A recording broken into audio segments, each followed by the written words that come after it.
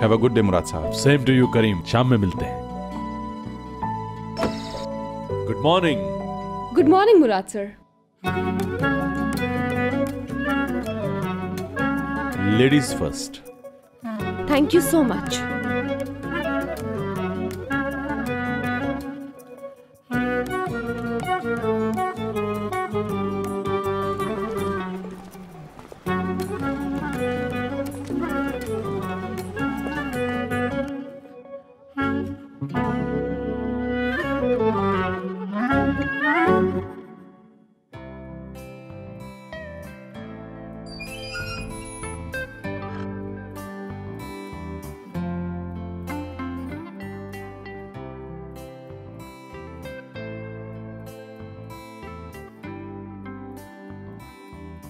गुजारिश है आप इस तरह देखना बंद करेंगे प्लीज।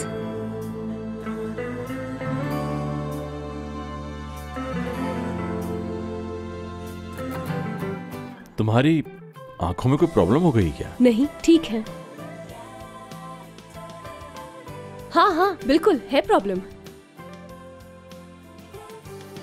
वो असल में लाइट सेंसिटिविटी हो गई है ना, इसलिए लगाए हैं।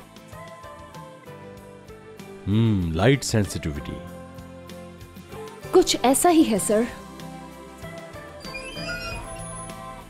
मैं समझा कोई और प्रॉब्लम है।